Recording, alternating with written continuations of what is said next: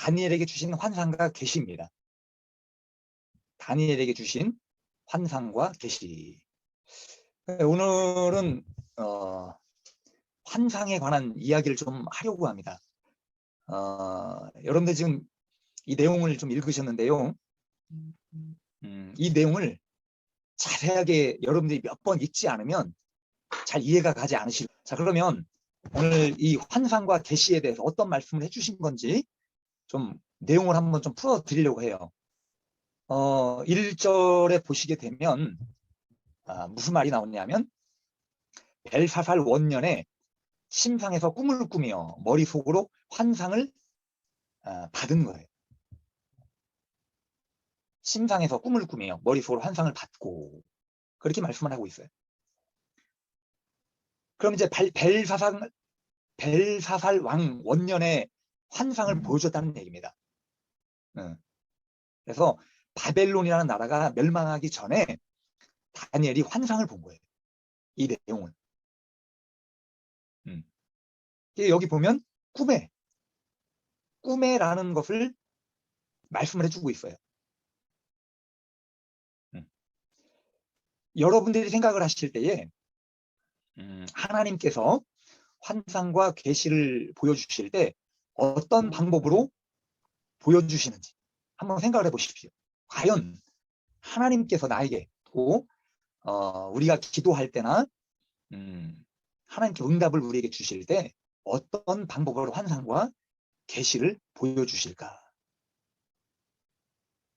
생각을 한번 해보십시오. 근데 오늘 여기 본문에는 지금 꿈에 주신 거예요. 꿈. 그러면 우리가 궁금해할 내용들이 있어요. 여기서. 그러니까 뭐가 궁금하냐? 이것이 하나님께서 주신 거냐 이거예요. 환상에는 정확도가 있습니다.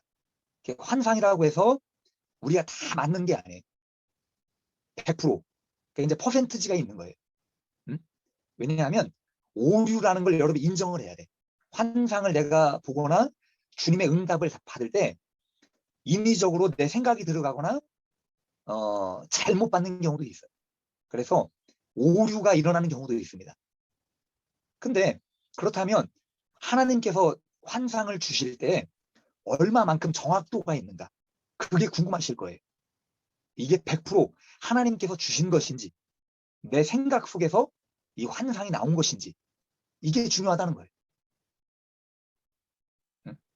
그러면 여기 꿈에서 환상을 보았다라고 말씀을 하고 있는데 왜 꿈에 대해서 지금 이야기를 하고 있느냐? 내 의지가 하나도 들어가지 않은 상태를 말하고 있는 거예요. 여러분들이 잠을 자기 전에는 의지를 가지고 있어요. 내가 생각을 할 수가 있어요. 내가 무엇을 할 수도 있고. 그렇지만 잠을 잘 때는 내 의지가 빠지는 거예요. 내 생각이 빠지고 내 마음대로 할 수가 없어요. 그래서 내 의지가 들어가지 않은 상태에서 하나님께서 환상을 주신, 계시를 주신 거예요. 지금 그걸 말씀을 하고 있는 겁니다. 대부분의 많은 성도들이 기도를 해요. 그러면 하나님께 응답을 받을 때 기도를 통해서 하나님께 응답을 받으려고 해요. 많은 성도들이. 여러분들이 분명하게 아셔야 될 게 뭐냐? 정확한 응답을 받을 때, 하나님께서 우리에게 정확한 응답을 주실 때는 내 의식과 상관이 없을 때에 받는 그 응답이 가장 정확하다고 하는 거예요. 그래서 여러분들이 이런 의식이 있을 때 기도를 많이 하잖아요. 이 대한민국에 있는 많은 성도들이 의식이 있을 때 기도를 많이 합니다. 그러니까 내가 어떤 기도 제목이 있어서 기도할 때 그 기도를 통해서 응답을 받고자 해요. 그래서 우리가 가장 많이 이야기하는 것들이 뭡니까? 기도하면서. 내가 하나님 앞에 응답을 받았냐? 응답을 받지 못했냐? 뭐 40일 작정 기도도 하고 뭐 금식 기도도 하고 하잖아요. 그러면 왜 기도를 하냐 이거예요. 응답을 받으려고 기도를 하는 거예요. 주님께서 나에게 말씀해 주시기를. 그걸 놓고 기도를 많이 한다는 거죠. 그래서 내가 정신이 맑을 때 이제 기도를 할 때에 내가 그 응답에 대한 갈망이 깊어요. 내가 이걸 하나님 앞에 응답을 받아들이겠다라고 하는 그 생각이 깊다 보니까 이게 자칫 잘못하면 내 생각이 들어가는 거예요. 내 판단, 내가 이렇게 됐으면 좋겠다. 이런 결정이 났으면 좋겠다. 나는 생각을 가지고 기도를 하다 보면 그것이 응답이 되는 거예요. 그래서 이 특별히 눈이 열려 계신 분들이 그래서 오류가 많이 생기는 겁니다. 내 생각대로 환상이 나와요. 주의 음성도 들려요. 내 생각대로. 이게 굉장히 중요한 말씀이에요. 지금 이 말씀이.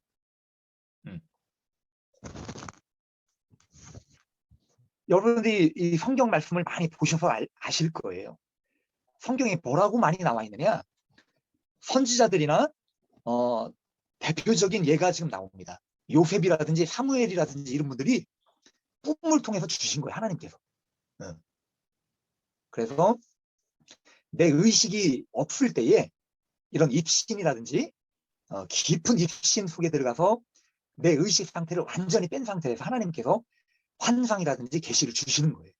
그래서 지금 이 1절에 지금 나오고 있는 꿈에 대하여 이야기하는 것들이 바로 그 부분을 이야기하고 있는 겁니다. 내 의식이 들어가지 않는 상태에서 하나님께서 응답을 주셨다는 거예요. 여기 지금 다니엘이 환상을 봤는데 그 환상의 내용 중에 큰 내 짐승에 대해서 이야기를 하고 있어요. 지금 보면. 제가 지금 이 말씀에 대해서 지금 다 풀으려면 너무 이제 시간이 많이 걸리기 때문에 간략하게 말씀을 해드리고 넘어갑니다. 지금 4절에 보시면 첫 번째 짐승이 나와요. 4절. 여기 보면 사자에 대한 내용이 나옵니다. 사자. 이 사자가 어디를 말하는 거냐면 여기 지금 내 나라는 내 짐승은 나라를 이야기하는 거예요. 나라. 그 당시에 전 세계를 지배했던 나라를 갖다가 이야기하는 겁니다. 순서대로 이야기를 하고 있는 거예요. 그래서 첫 번째 짐승은 누구냐? 바벨론을 이야기하는 거예요. 바벨론. 그리고 자 5절에 보면 곰이 나와요. 곰. 곰이 나오는데 그러면 이 곰이라고 하는 거는 사자보다 못한 짐승이에요. 그래서 사자라고 하는 거는 가장 화려했던 나라, 가장 왕성하고 힘이 있었던 나라를 갖다 이야기하는 겁니다. 바벨론이라고 하는 나라가 가장 왕성했잖아요. 그래서 지금 여기 곰이라고 하는 거는 두 번째 나라, 페르시아를 이야기하는 거예요. 페르시아. 그리고 나서 세 번째 나라가 나옵니다. 세 번째 보면 6절에 나와요. 표범과 같은 짐승이 나옵니다. 여기 보면 제가 세 번째 나라하고 네 번째 나라에 대해서 좀 자세하게 설명을 드리겠습니다. 세 번째 나라는 표범과 같은 것이 있는데 그 등에는 새 날개가 있대요. 그 날개가 4개나 있는 거예요. 4. 그 짐승에게 또 머리 4이 있는데 권세를 받았대요. 여기 표범이라고 하는 거는 빠른 짐승이에요. 굉장히 날렵하고 빠릅니다. 그런데 날개가 4개가 났어요. 그럼 날개는 뭐냐? 빠르다는 걸 갖다가 더 이야기하고 있는 거예요. 날개로 나는 것. 날개는 빨라요. 그런데 날개가 2개가 아니라 4개야. 그럼 뭐냐? 2배로 빠르다는 거예요. 2배로.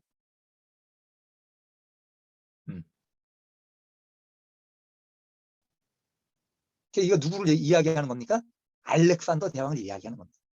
알렉산더 대왕이 짧은 시기에 많은 나라를 갖다가 통치를 했어요. 정복을 했어요. 그래서 여기 지금 날개 넷이라고 하는 거는 빠른 속도를 이야기도 하지만 뭐냐? 동서남북 그걸 갖다 이야기해요. 사방.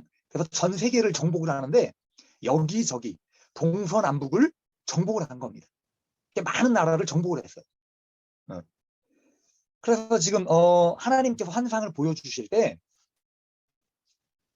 입체로 보여주셔요. 이걸 갖다가. 근데 이거를 이 표범이 뭐고 날개가 뭐고 뭐 이렇게 생각하다 보면 이걸 이제 잘못 해석을 할 수가 있어요. 자, 네 번째는 7절입니다. 여기 7절에 보면 그냥 무서운 짐승이다 라고 나와요. 무섭고 놀라우며 매우 강하며 또 새로 된 큰 이가 있어서 먹고 부서뜨리고 그 나머지를 발로 밟았으며 이 짐승은 전에 모든 짐승과 다르고 또 10뿔이 있더라. 뿔이 있대. 뿔이 10개가 있는 거예요.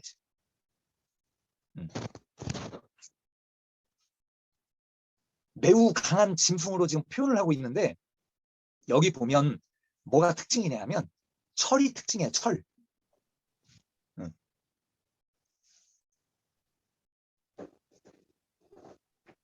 새로 된 이가 있어서 이제 이빨로 잡아 삼키고 먹고 뭐 이제 그런 거잖아요.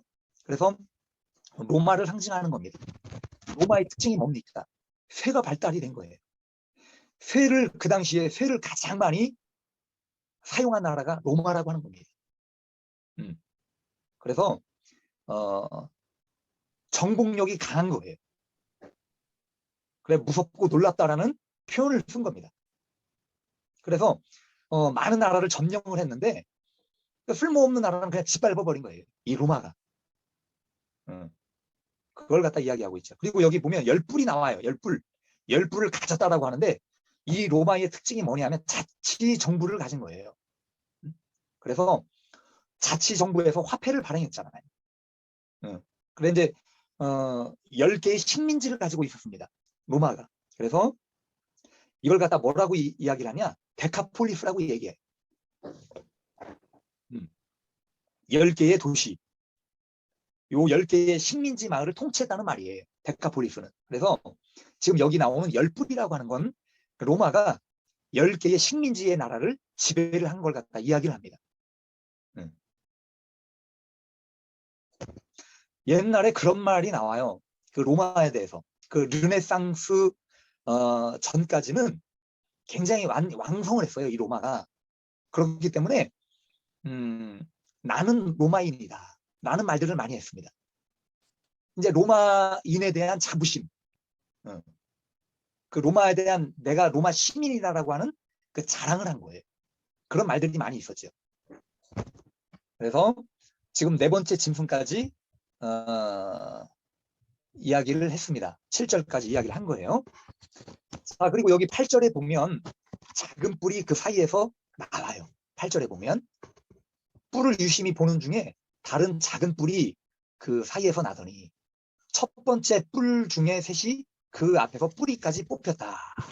그리고 작은 뿔에는 사람의 눈 같은 눈들이 있고 또 입이 있어 큰 말을 하였더라. 그렇게 나와요.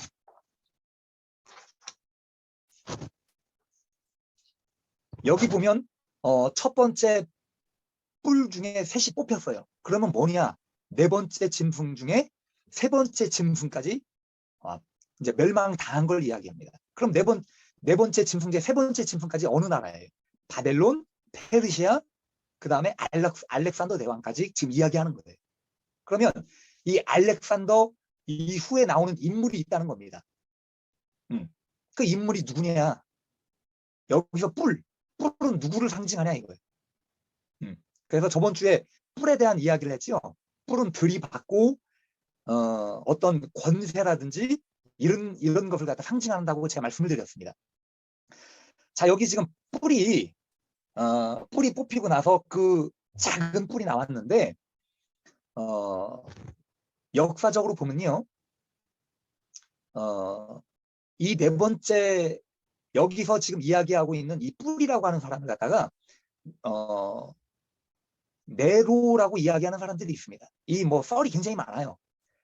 네로라고 하는 그 이유가 있습니다. 왜냐하면 네 번째 짐승이 로마를 지금 이야기하고 있잖아요. 그렇기 때문에 네로라고 이야기를 하는데 여기에 또 한 명의 인물이 나와요. 그 누구냐? 안티오쿠스 에피파네스라는 사람이에요. 안티오쿠스 에피파네스 4세. 그 사람을 이야기하는 거예요. 지금 여기 나오는 그 뿔에 대해서 이야기하는 사람은 그 왜 그러냐 하면 알렉산더 대왕이 멸망을 합니다. 죽고 나서 이 안티오쿠스 에피파네스라고 하는 사람이 이어서 예루살렘을 갖다가 통치를 하게 됩니다. 자, 그런데 여기 지금 8절 지나고 나서 9절부터 15절까지 내용을 보면 굉장한 핍박이 나와요. 9절부터 15절까지 참고만 하십시오.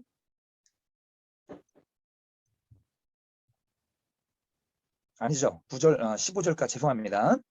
15절 이후에 21절 내가 본즉 이 뿔이 성도들과 더불어 싸웁니다. 그래서 이 사람한테 환란을 당해요.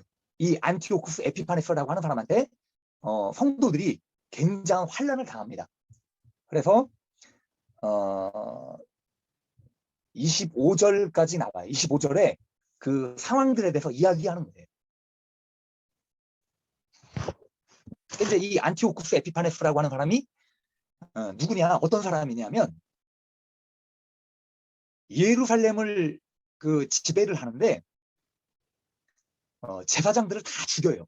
그 당시에 하나님을 믿는 그 제사장들을 다 죽이고 거짓 선지자를 세웁니다. 그리고 이제 어떤 짓을 하게 되냐면 제우스 신에게 제사를 지내요.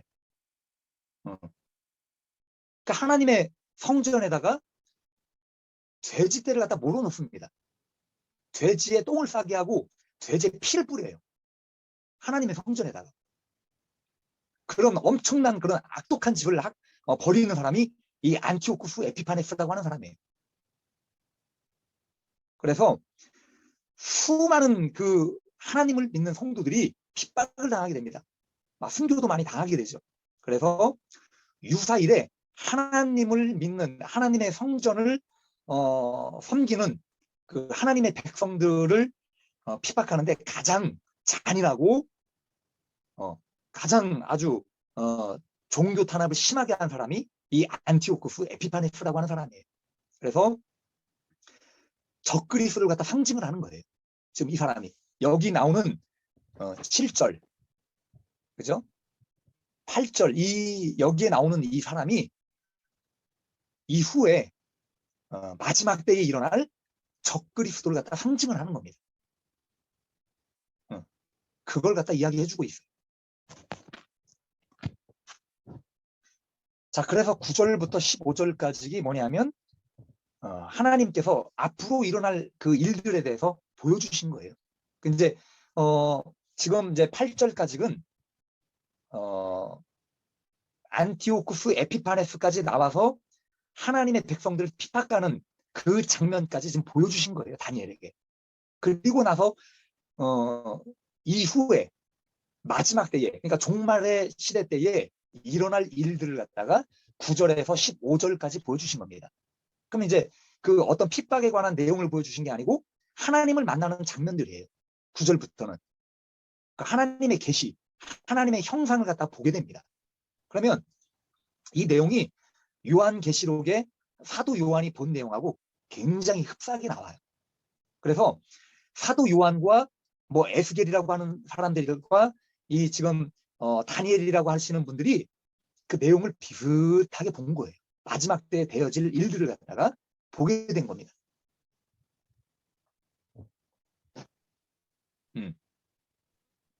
자, 그리고 나서 15절, 다시 15절로 넘어가는 겁니다. 그러니까 15절로 넘어가서 다니엘이 굉장히 번민을 해요. 환상을 보고. 그래서 하나님께 물어보는 거예요. 그러니까 이제 주님께 물어보기보다는 그 천사들에게 물어본 것 같아요. 지금 15절에 보면. 16절이죠.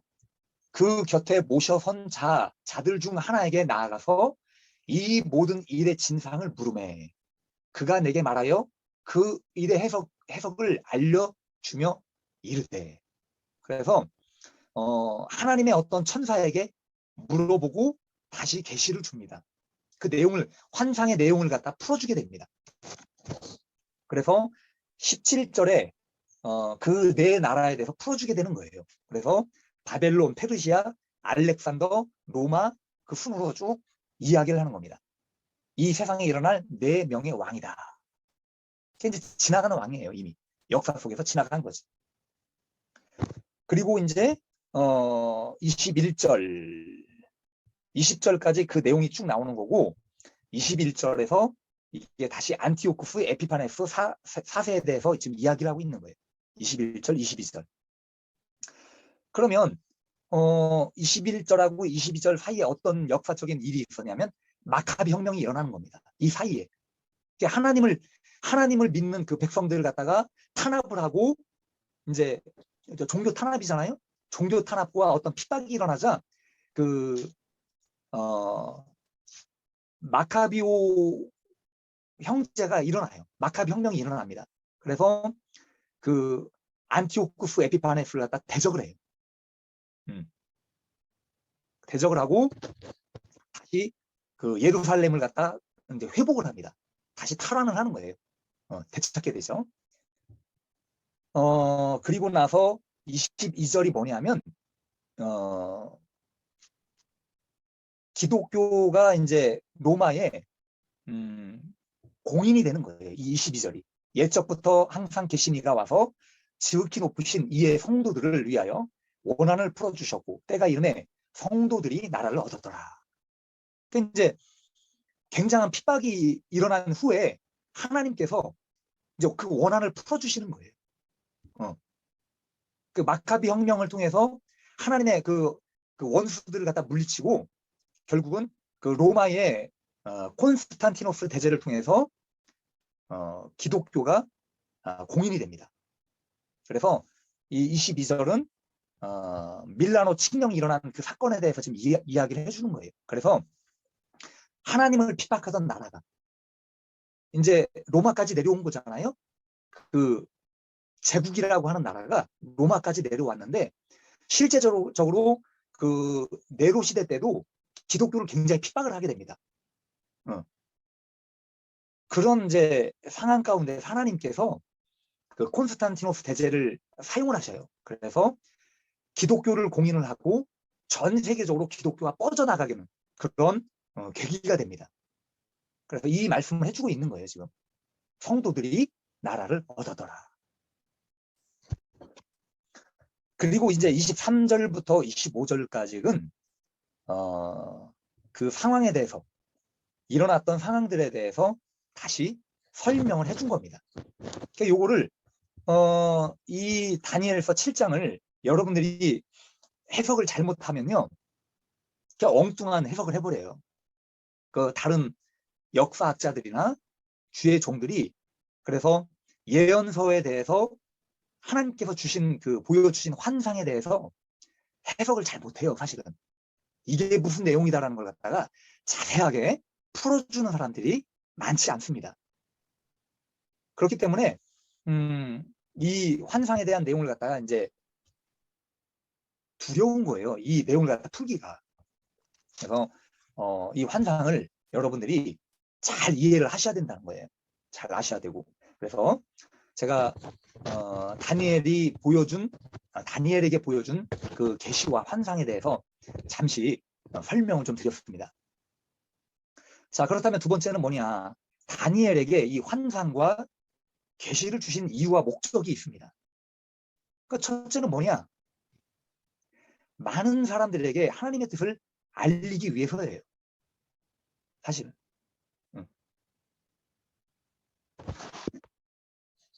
가장 첫째는 사실은 유다 백성입니다. 유다 백성이 포로로 잡혀왔잖아요. 바벨론으로. 그래서 이 포로로 잡혀오고 예루살렘에 남아있는 유다 백성에게 사실은 이 메시지를 주신 거예요. 앞으로 이런 일들이 일어날 거다라는 걸 갖다 알려준 겁니다. 그리고 다니엘서 7장까지는 아람어로 기록이 되어 있습니다. 지금. 그리고 이제 8장부터 다시 히브리어로 기록이 돼요. 그러면 여기에 왜 아람어로 기록이 되었냐 이거예요. 7장까지는. 그 이유가 있는 거예요. 다니엘이 보다 많은 사람들에게 이 내용을 지금 알리고 있다는 겁니다. 응? 앞으로 이런 제국들이 일어날 것이고 하나님을 믿는 사람들에게 이런 핍박이 있을 거라는 것 갖다가 알려주는 거예요. 그리고 여러분들이 이 7장의 내용을 갖다가 나중에 시간이 되시면 다시 한번 자세하게 한번 읽어보십시오. 여기 보면 여호와라는 표현을 쓰질 않습니다. 어떤 표현을 많이 쓰냐? 왕자의 좌정을 했다라는 표현을 써요. 그리고 하나님에 대해서 인자라는 표현을 갖다 쓰게 됩니다. 뭐 옛적부터 계시니 라는 그런 표현을 써요.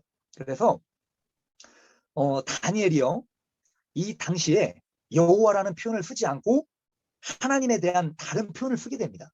그래서 많은 사람들이 이 내용을 갖다 읽을 때에, 이방인들이 이 내용을 읽을 때 바벨론이 망하겠다라는 걸 갖다 눈치를 챈 거예요. 그래서 이 세상을 주관하시는 어떤 하나님이 계시다라는 것, 그걸 갖다가 알려준 거예요. 하나님, 어떤 만물을 주관하시고 이 세상을 주관하시는 분이 계시다라는 것, 그 메시지를 지금 알려주고 있다는 겁니다.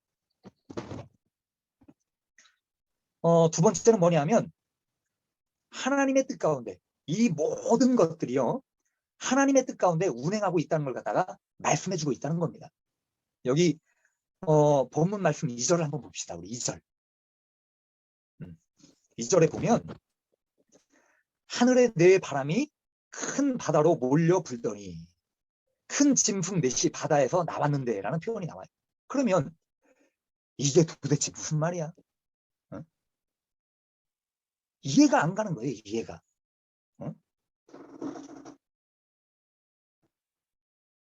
3절에 보면 큰 짐승, 뭐 마치 괴물 같잖아요. 바다에서 나오는데. 이 말이 뭐냐? 짐승이라고 하는 건 바다에 들어가 있는 거예요. 바다 속에. 그죠? 우리 어떤 미지 속에, 우리 상상의 어떤 그 짐승이라고 하는 거는 바다 깊은 곳에 들어가 있는 거예요. 자, 그런데 여기 바람이 불어요. 바람이. 여기에 보면 하늘의 바람이라고 이야기를 합니다. 그러면 이 하늘의 바람이라고 하는 건 뭐냐? 하나님께서 일으키신 바람이라고 하는 거예요. 그래서 바람은 하나님이 주관을 하시는 바람인데, 하나님께서 바람을 일으키신 거예요. 이 세상에. 그랬을 때에 바닷속에 있어야 할 짐승이 드러난 거예요. 바람 때문에. 그러면 이 짐승이라고 하는 건 뭐냐? 그 나라예요. 하나님의 어떤 인도하심과 하나님의 역사하심 가운데 나타나는 나라, 뭐 왕, 그걸 갖다 이야기하는 겁니다. 그래서 이 세상에 나타나는 어떤 나라라든지 왕들은 하나님이 주관을 하신다는 거예요. 결국 그걸 갖다가 말씀을 해주고 있는 거예요. 어떻게 보면 우리는 굉장히 두려운 말씀을 갖다가 우리가 읽고 보고 있는 겁니다. 역사적으로 이 네 나라는요, 실제적으로 다니엘에게 주신 말씀처럼 이루어졌습니다. 예언의 그 말씀대로 다 진행이 된 거예요. 자, 그렇다면 지금 살아가고 있는 이 시대의 흐름도 앞으로 일어날 일들, 그리고 성경의 지금 요한계시록에 말씀을 해주고 있는 이 내용들도 그대로 이루어진다는 거예요. 그래서 우리는 굉장히 어떻게 보면 두렵고 떨리는 가슴으로, 그런 마음으로 이 말씀을 보고 우리 하나님을 두려워해야 되는 거예요. 우리는 사실. 주님의 말씀은 그대로 이루어질 거라는 거예요. 자, 그렇다면 우리 세 번째, 우리에게 주시는 환상과 계시가 있다는 겁니다. 현재 우리에게 살아갈 때에 하나님께서 우리에게도 하나님의 계시를 주셔요. 그러면 이 환상과 계시를 통하여 어떤 신앙과 믿음을 가지고 우리가 살아가야 될 것일까? 그걸 갖다 말씀해주고 있다는 겁니다. 그럼 첫 번째 작은 대지는 뭐냐? 신자들에게 주시는 선지자들이죠. 선지자들에게 주시는 환상과 계시를 여러분에게 적용을 해 보십시오. 오늘 이 다니엘에게 주신 환상을 갖다가 여러분에게 적용을 해 보시라는 겁니다. 여러분에게 이 짧은 시간 안에 이 모든 것을 갖다 다 말씀해 줄 수는 없어요, 사실. 많은 사람들이요, 환상을 봅니다. 주님의 음성을 듣는 사람들이 있다라고 저는 생각을 합니다. 자, 그러나 이 지금 시대에 있어서 이 환상과 계시에 대해서 여러분 천대를 받고 있는 거예요. 얼마나 무시를 합니까? 여러분 신학교를 가보십시오. 신학에서 무엇을 가르치느냐? 환상과 계시는 끝났다라고 얘기를 해요. 방언은 끝이 났다라고 이야기를 합니다. 제가 신학 공부를 제가 배울 때요, 신학 교수님 뭐라고 말씀을 해주셨냐면 방언은 사도시대 때 끝난 걸로 이야기를 해요. 그런데 우리가 교회에서 신앙생활을 할 때에 하나님 앞에 기도를 할 때 환상을 보게 되고 계시를 받게 됩니다. 그리고 방언을 해요, 실제적으로.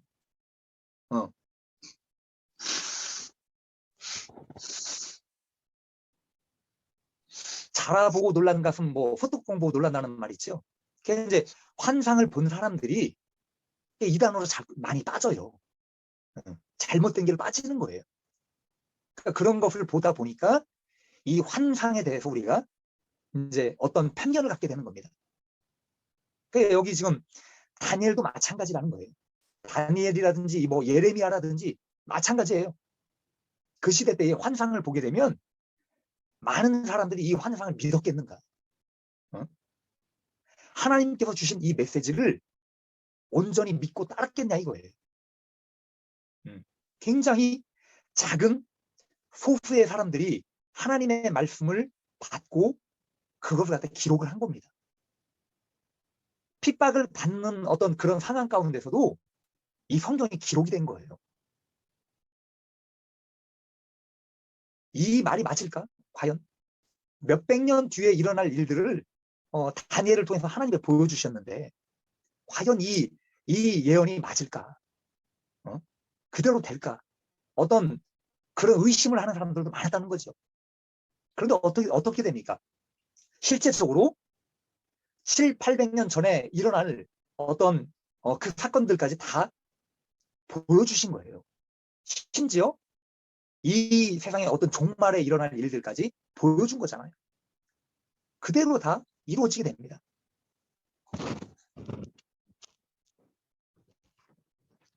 그래서 오늘 이 환상에 대해서 좀 말씀을 드렸는데 참 중요한 말씀이에요. 저는 그렇게 생각을 합니다. 왜 그러냐? 앞으로 일어나야 될 일들이 있다고 하는 거예요. 예수님께서 말씀을 하셨죠. 이 땅에 다시 오실 거라고 말씀을 해주셨습니다. 주님의 재림은 반드시 일어날 것이고 많은 선지자들에게 계시를 주신 겁니다. 그렇기 때문에 우리가 이 하나님의 계시에 대해서 여러분들이 간과하지 않기를 바랍니다. 두 번째는 뭐냐? 우리에게 주시는 환상과 계시를 적용을 해야 된다는 거예요. 여러분에게 환상을 주실 거예요. 오늘 찬양도 드렸지만 마지막 때 요엘서의 예언을 주십니다. 마지막 때가 되면 어린이들에게 환상을 주신다는 거예요. 청년들에게 예언을 주시는 거예요. 예언을. 꿈을 꾸게 하신다는 거예요. 그래서 이 환상이라고 하는 것, 우리에게 주시는 이 환상과 메시지는요, 기적이에요, 사실은. 내가 하나님 앞에 환상을 보여달라고 해서 보여주시는 게 아니에요.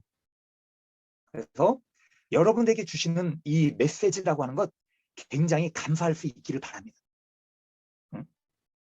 잠깐에 주신 어떤 꿈과 환상이라고 하는 것에 대해서 얼마만큼 내가 소중히 여기고 하나님께서 나를 터치하고 만지고 계시다라는 것을 얼마만큼 내가 인식을 하고 있는가. 그것을 한번 여러분들이 생각할 수 있기를 바랍니다. 주님의 자신의 어떤 인격을 보여주시는 거예요. 그리고 환상을 보여주신다라고 하는 거는 주님 자신을 갖다가 나타내 주시는 거예요. 우리에게. 응? 우리에게 말씀을 주신다고 하는 거는 주님의 명예를 걸고 말씀을 해주시는 거예요. 주님 자신의 명예를 걸고. 응? 근데 보십시오. 얼마나 우리는 주님의 메시지에 대해서, 주님의 주시는 환상과 메시지에 대해서 잘 못 믿어요. 의심하는 거예요. 잘 믿지를 못해요.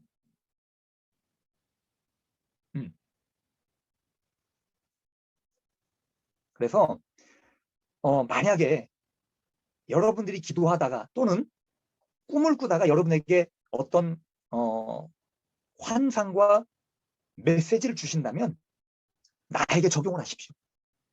나에게 적용을 하라고 주시는 거예요.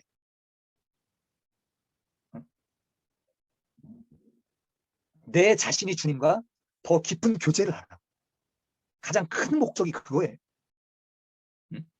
주님과 교제하고 내 잘못과 내 허물을 내가 깨닫게 되고 주님 앞에 엎드리라고 주시는 거예요. 그래서 요걸 갖다 잘 적용할 수 있기를 바랍니다.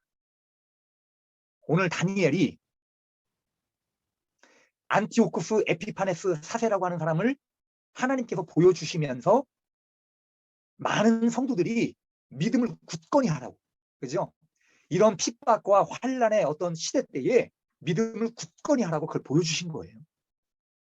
그럼 내가 어떻게 해야 할까? 여러분, 제가 두 가지 간증만 드리고 오늘 말씀을 마치고자 합니다.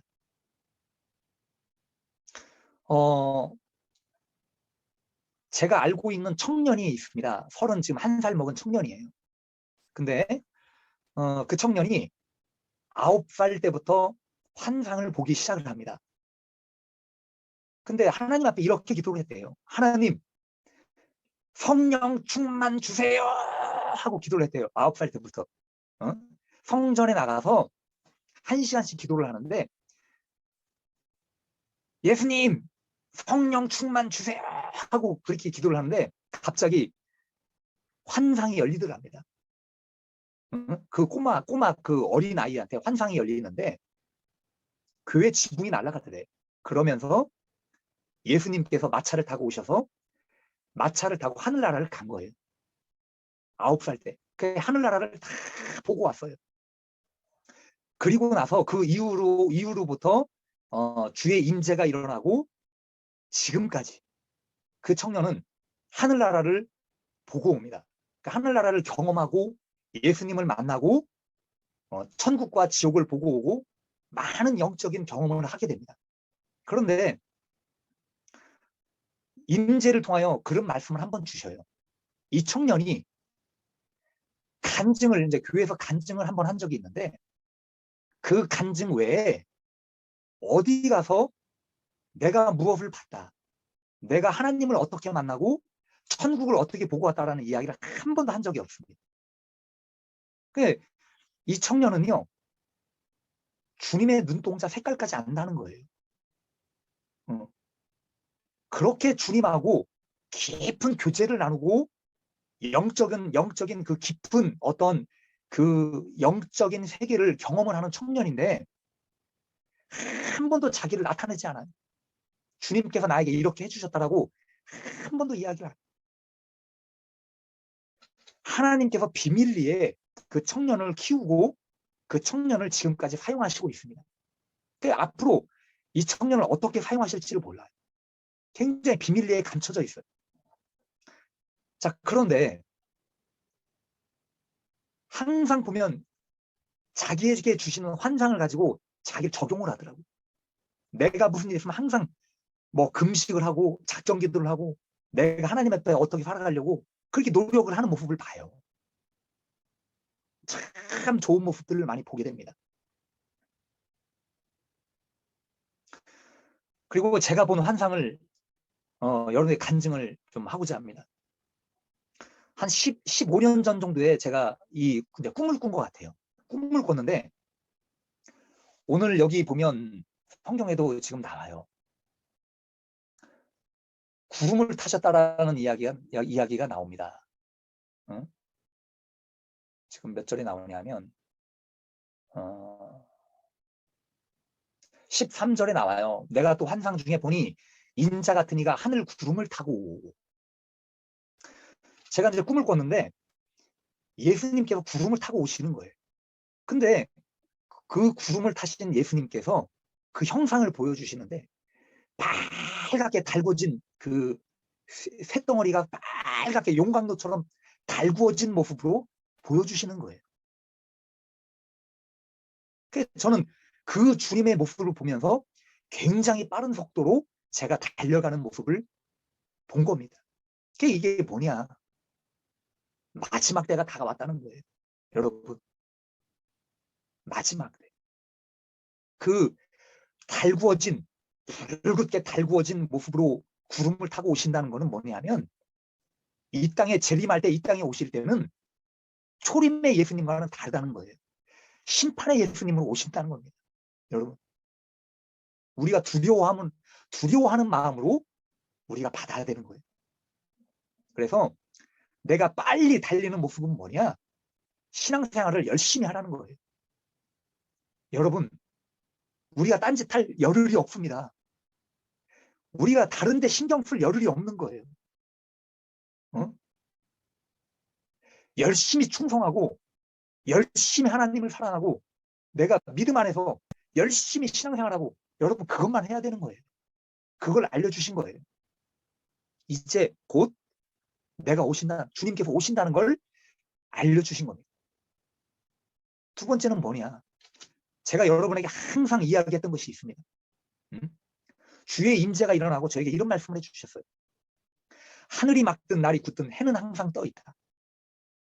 해는 곧 주님이시고 주님은 곧 소망이시다라고 이야기를 말씀을 하셔요. 이 말이 뭐냐? 여러분, 날이 맑든 날이 굳든 이거는 여러분의 인생을 갖다 이야기하는 거예요. 물론 그때는 저에게 주신 말씀이었는데 여러분에게도 주시는 말씀이에요. 왜냐? 저는 저에게만 주신 말씀이라고 생각을 안 해요. 여러분 모두에게 주시는 말씀이에요. 여러분의 인생에 좋은 날도 있고 나쁜 날도 있다는 겁니다. 그런데 주님은 항상 계시다는 거예요. 여러분 곁에. 그래서 주님만을 바라보라는 겁니다. 어떤 상황, 어떤 일이 있어도 주님만을 바라보십시오. 그걸 이야기하는 겁니다. 그리고 뭐라고 말씀을 하셨냐? 나무의 뿌리가 튼튼하고 살아있다면 그 나무는 절대로 죽지 않는다라고 말씀을 해주셨어요. 그리고 그 뿌리는 곧 믿음이다라고 하셨어요. 여러분, 제가 이번 주 금요일 날에 오색약수터라고 하는 산에 가서 등산을 하고 왔습니다. 그런데 물론 뭐 저는 바다도 좋아하고 산도 좋아하지만 이번에 이제 산행을 하면서 유심히 본 것 중에 나무 뿌리를 보게 되더라고요. 희한하게. 근데 나무 뿌리가요, 이 바위를 끌어안고 있는 거예요. 그게 이제 큰 돌을 뿌리가 감싸고 있는데 이 돌이 나무 뿌리 속에 들어가 있더라고요. 그리고 어떤 큰 나무는 큰 바위를 아주 그냥 감싸고 있어요. 꼭 끌어안은 것처럼 바위를 감싸고 있더라고요. 그게 뭐냐? 그 모습을 보면서 생각이 나는 것이, 나무가 쓰러지지 않기 위하여 깊이 뿌리를 내리고 있는 거예요. 무언가를 꼭 끌어안고 있는 겁니다. 왜냐? 넘어지지 않기 위하여. 여러분, 이 뿌리라는 것, 믿음이라고 주님 말씀을 해주셨습니다. 여러분의 믿음이요, 강건해야 돼요. 여러분의 믿음이 흔들리지 않아야 됩니다. 여러분에게 나타나는 어떤 겉모습, 여러분에게 나타나는 어떤 신앙의 외형만을 가지고는 여러분들 살아가지 않길 바랍니다. 내가 행복해야 되고, 내가 어떤 건강해야 되고, 하나님 앞에 축복만을 받아야 되고, 그런 외형적인 것만을 여러분 생각하지 않기를 바랍니다. 내면에 여러분들 신앙, 내면에 뿌리 받고 있는 여러분들의 어떤 믿음이 온전하고 강해야 돼요. 그래서 이 다음에 여러분 핍박과 환란의 시대가 올 겁니다. 여러분들 흔드는, 여러분의 믿음과 신앙을 흔드는 것들이 올 거예요. 어떤 바람이 불어닥칠지 모릅니다. 여러분들 어떤 것을 통하여 여러분을 핍박할지 모른다는 거예요. 지금 살아가는 지금 시점도 한번 생각해 보십시오. 물질이 나를 흔들 수도 있는 겁니다. 환경이 나를 흔들 수도 있는 거예요. 내가 힘들고, 내가 형편이 어렵고, 내가 물질이 없고, 뭔가 내가 고통스러운 일들이 내가 닥쳐오면, 내가 믿음 하나에서 바로 서 있지 않다면 내가 흔들릴 수 있다는 겁니다. 나를 흔드는 강한 바람에 내가 쓰러질 수 있다라고 하는 거예요. 그렇기 때문에 여러분, 오늘 다니엘이요, 하나님의 바람이 강하게 불어 닥칠 때에 이 나라들이 드러나는 거예요. 그 속에서 하나님을 믿고 하나님을 의지하고 하나님을 바라보는 사람들이 승리를 하게 되는 겁니다. 그렇기 때문에 여러분, 여러분의 믿음과 신앙이 흔들리지 않는 그 단단한 뿌리처럼 여러분들이 뿌리 박혀 있기를 바랍니다. 여러분의 믿음이. 그래서 어느 누구도 바라보지 않기를 바라요. 그냥 주님만 바라보십시오. 주님만 의지하시고 주님만 사랑하십시오. 그래, 내 자신만을 바라보는 거예요. 그래서 내가 오늘 다니엘의 환상에 대해서 말씀을 드렸고, 그리고 제가 본 어떤 환상과 메시지를, 주님께서 주신 메시지를 공유하며 여러분에게 말씀을 드렸습니다. 그래서 다른 사람이 본 환상과 메시지가, 내가 본 환상과 메시지가 그냥 내 것만으로 여기지 않기를 바랍니다. 이것은 나에게 주는 메시지다라고 여러분 생각을 하시고 적용을 할 수 있기를 바랍니다. 그래서 결론을 내릴게요. 우리에게 주시는 모든 환상과 계시는 뭐냐? 바른 신앙생활을 하라고 주시는 거예요. 하나님을 더욱 사랑하고 영혼들을 섬기고 기도하라고 주시는 겁니다. 그리고 마지막으로 하나님 우리의 죽도록 충성하라고 주시는 거예요. 기도하겠습니다.